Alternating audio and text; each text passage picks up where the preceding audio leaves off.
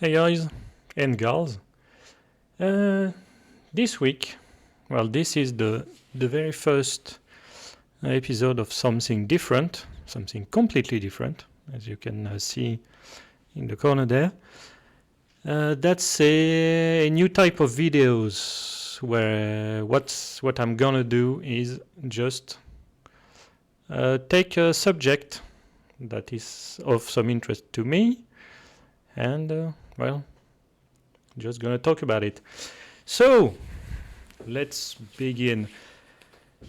So this week, for the first video, it's about the war in Ukraine.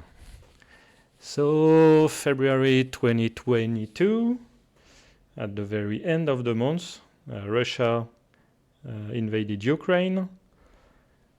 They've been fighting for more than a year now, and what's been happening right now is that for the winter, the Russians have attacked the whole of the, let's go to the map. Okay, the map by War Mapper on Twitter there. So this has been the front line for starting in October, November. So the last offensives the Ukrainians have done was Kharkiv, here in the east, Kherson in the south, and then the border between the front line has been kind of stable for the winter. Kind of because the Russians have been attacking all along the border during the winter, trying to push the Ukrainians back into their own positions. Why? Well, Ukraine is getting more and more equipment from the West, and Russia is, maybe we'll go to that later, but Russia is depleting their stocks, so they have to win pretty fast. So for the last week or so, the Russians are saying that the Ukraine's counteroffensive has started already, and that they're attacking everywhere. I don't believe in it. And here's what I'm gonna talk about today. So that front line is about 700 kilometers all the way, well, as the crow flies. The most of the fighting has happened during the winter in Bakhmut, which is here, Vuhledar, which is here, and Kherson has been pretty calm because they have the river where all the bridges were blown up by the Ukrainians while the Russians were crossing, and then the Russians destroyed what was left, so the Ukrainians can't go all the way to Crimea. So during the winter, the Russians have been putting some defense installations, so trenches, anti-tank stuff, and so that's how things stand right now. So what I think the Ukrainians are doing right now is just probing missions. So they're not really attacking. What they're doing, okay, so that's the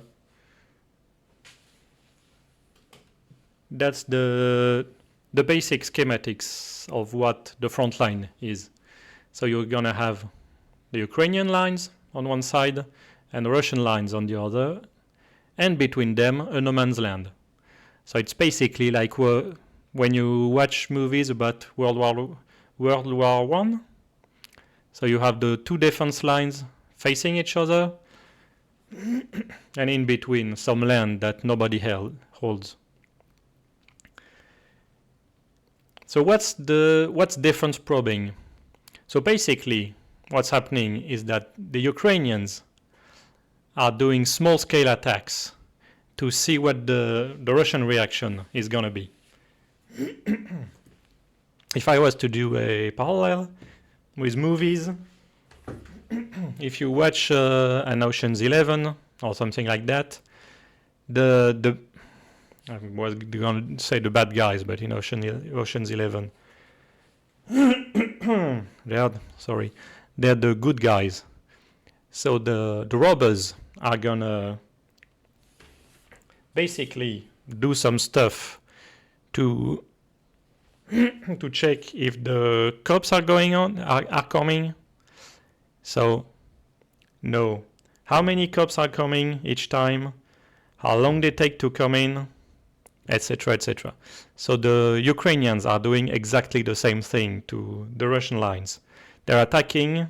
They're doing small-scale attacks along the line and watching the Russian response. So do they just fire back? Do they use artillery? Do they use tanks? Do they use only infantry with small caliber weapons or anti-tank launchers? Do the Russians deploy backups?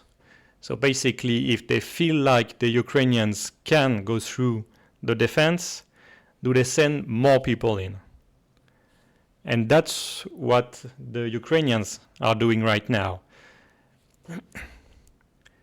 Why? Well, that way they can see where the weak points in the defense are. So basically, if you have these schematics, you have backup troops everywhere, which is how NATO would work. Well, how most armies would work is that you have your defense, and then you have some backup troops with tanks, with some fast vehicles like armored cars, troop transports, etc., etc. So they can come in where the enemy is coming through.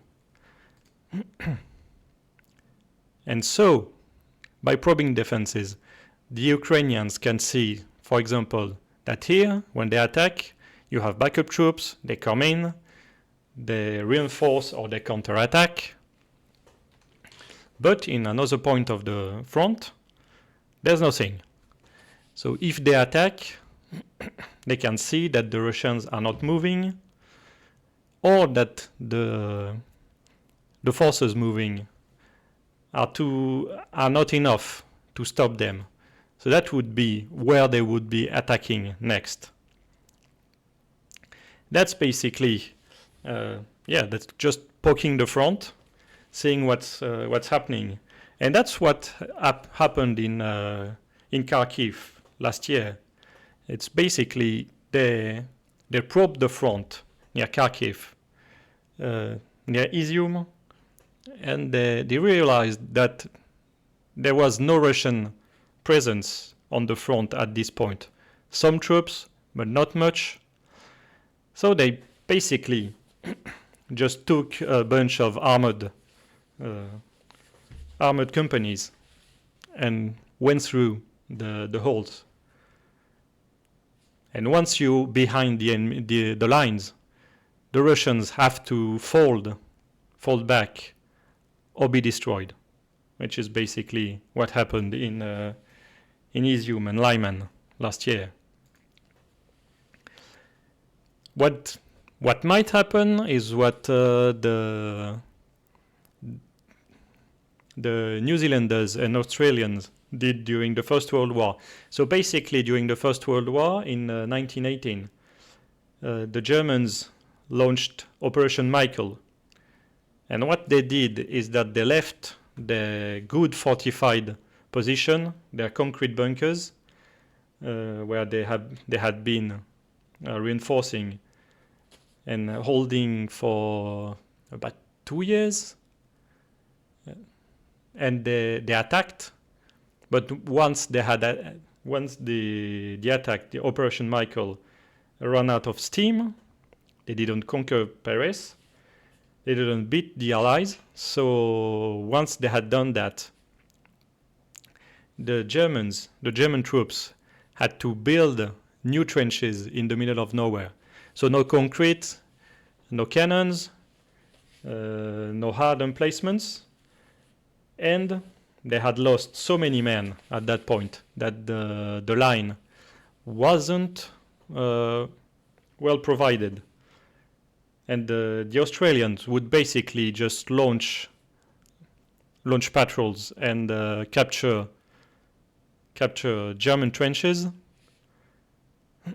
and that's what they called peaceful penetration. So basically, the thing was trying to capture as many German positions with the least violence possible.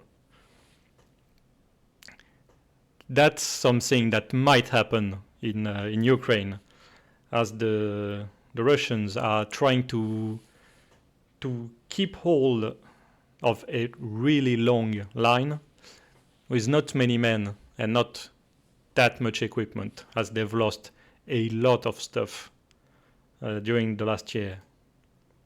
And of course, I'm French, so what I like is that the fer de lance, the tip of the spear for that kind of operation, poking the enemy lines and exploiting holes in the Russian defense. The best tool is this one, the AMX-10 RC, which is pretty quick. It tops up at 80 kilometers per hour, so that's about twice as fast as most tanks the Ukrainians or the Russians have. They're fast, they're pretty powerful, they are not really equipped to fight an actual tank, of course, because they just have a 105 low pressure, but they can exploit a hole in the Russian defense line. So that's gonna be all for today. If you have any question, put them down there in the comments, and have a good week. Bye.